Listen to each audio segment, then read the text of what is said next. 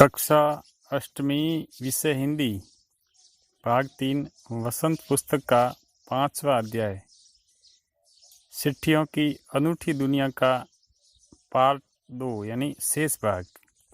इससे पहले अपन ने यहाँ तक पढ़ा था कि महात्मा गांधी के पास दुनिया भर के तमाम पत्र है वो केवल महात्मा गांधी इंडिया के नाम से लिखे आते और वे जहाँ भी रहते वहाँ पत्र पहुँच जाते थे। गांधी जी नहीं बल्कि आज़ादी के आंदोलन के कई दिग्गज नेताओं के साथ भी ऐसा ही होता था, यानी उनके साथ भी ऐसे ही पत्र आते जाते रहते थे। यानी कि अंग्रेजी शासन काल या अंग्रेजी हुकूमत के समय जो भी सूचनाओं का आदान प्रदान होता था वो इन पत्रों के माध्यम से, चिट्ठियों के माध्यम से होता था। जो उनकी आंदोलन के जो नेता थे उनकी जो योजना बनती थी, क्रांति की योजना है, आंदोलन की है, उनकी जो योजना जो रचना बनती थी, उन सब का समाचार है वो इन पत्रों के माध्यम से उन तक पहुंचता था।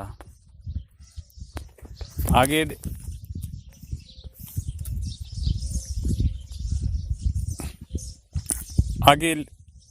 लिखा है कि गांधी जी के पास देश दुनिया से बड़ी संख्या में पत्र पहुंचते थे। गांधी जी के पास देश दुनिया विदेशों से भी पत्र पहुंचते थे, पर पत्रों का जवाब देने के मामले में उनका कोई जोड़ नहीं था।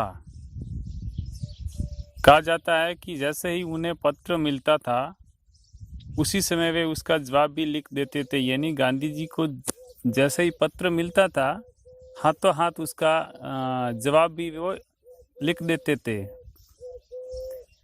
अपने हाथों से ही ज़्यादातर पत्रों का जवाब देते थे। लेखक बता रहा है यहाँ कि गांधी जी है वो देश दुनिया से जितने भी पत्र आते थे उन सब का जवाब है वो अपने हाथों से ही देते थे। यानी दूसरों से वो कभी पत्र नहीं लिखवाते थे, खुद ही लिखते थे। जब लिखते लिखते उनका दाहिना हाथ दर्द करने लगता तो वे बाएं हाथ से लिखने में जुट जाते थे। बच्चों, गांधी जी है वो दोनों हाथों से लिखना जानते थे। जब उनका दाहिना हाथ लिखते लिखते दर्द करता था तो वो बाएं हाथ से लिखना शुरू कर देते थे। यानी महात्मा गांधी वो दोनों हाथों से लिखते थे। महात्मा गांधी इन्हीं आंदोलन के तमाम नायकों के पत्र गांव-गांव में मिल जाते हैं। पत्र भेजने वाले लोग उन पत्रों को किसी प्रशस्ति पत्र से कम नहीं मानते हैं। जो पत्र भेजने वाले लोग थे वो लोग उस जमाने के जो ये पत्र वगैरह मिलते थे आंदोलन से संबंधित कामकाज के, उन चिट्ठियों को वो किसी भी प्रशस्ति पत्र से कम नहीं मानते। और कई लोगों ने तो उन पत्रों को फ्रेम करा कर रख लिया है घर में। अच्छी फ्रेम बनवा करके फिर उस फ्रेम में व्यवस्थित उन पत्रों को रख लिया है। यह है पत्रों का जादू। यही नहीं, पत्रों के आधार पर कई भाषाओं में जाने कितनी किताबें लिखी जा चुकी है। इन चिट्ठियों के आधार पर, इन पत्रों के आधार पर कई भाषाओं में बता रहे कितनी किताबें लिखी जा चुकी है, क्योंकि उस समय बहुत सारे पत्र आते देश विदेशों से। वास्तव में पत्र किसी दस्तावेज से कम नहीं है। दस्तावेज ने कागजात, ये पत्र है वो किसी भी कागजात से कम नहीं है। पंत के 200 पत्र, बच्चन के नाम और निराला के पत्र हमको लिखियो है कहाँ, तथा पत्रों के आईने में दयानंद सरस्वती समेत कई पुस्तकें आपको मिल जाएगी।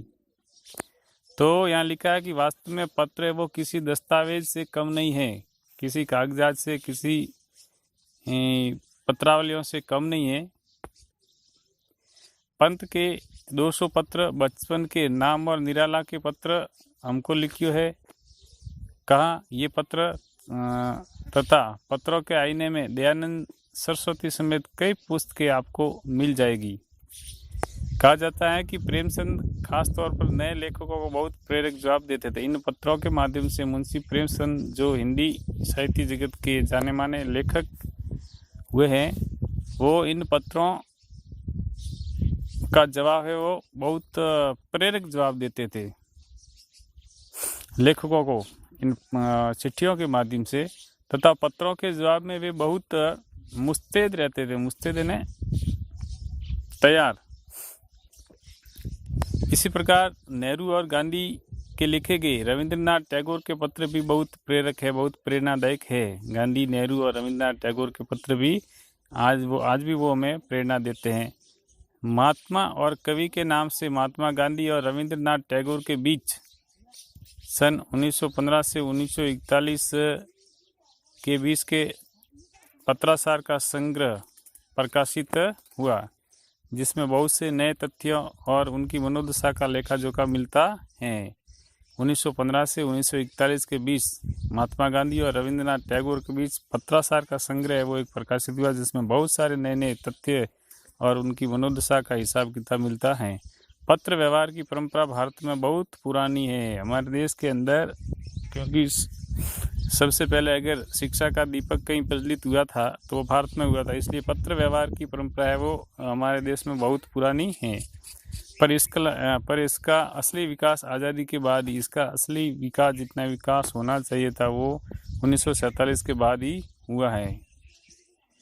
तमाम सरकारी विभागों की तुलना में सबसे ज़्यादा गुडविल डाक विभाग की है। सबसे ज़्यादा अच्छाइयाँ हैं वो डाक विभाग की है, क्योंकि डाक विभाग में सबसे ज़्यादा पत्र आते हैं। इसकी एक खास वजह यह भी है कि यह लोगों को जोड़ने का काम करता है। इसकी एक खास वजह यह है डाक विभाग की, ये लोगों को जोड़ने का काम करता है पत्रों के माध्यम से। घर घर तक इसकी पहुँच है। डाक विभाग के कर्मचारी घर घर तक जाते हैं और पत्र पहुँचाते हैं।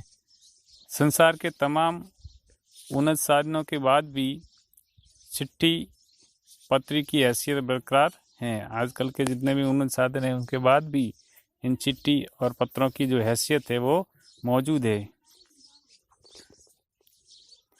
शहरी इलाकों में आलीशान हवेलियाँ हो या फिर झोपड़पट्टियों में रह रहे लोग, दुर्गम जंगलों से घिरे गांव हो या फिर बर्फबारी के बीच जी रहे पहाड़ों के लोग, समुद्र तट पर रह रहे मछुआरे हो या फिर रेगिस्तान की ढाणियों में रह रहे लोग, आज भी खतों का ही सबसे अधिक बेसब्री से इंतजार होता है। खत ने पत्र, चिट्ठी। भले ही लोग जंगलों में रहते हो, गाँव में रहते हो, ग्राम में रहते हो, बर्फीले पहाड़ों में रहते हो, फिर भी सबको आज भी बेसब्री से धैर्य रहित होकर के भी इन खतों का, इन पत्रों का उनको इंतज़ार होता है।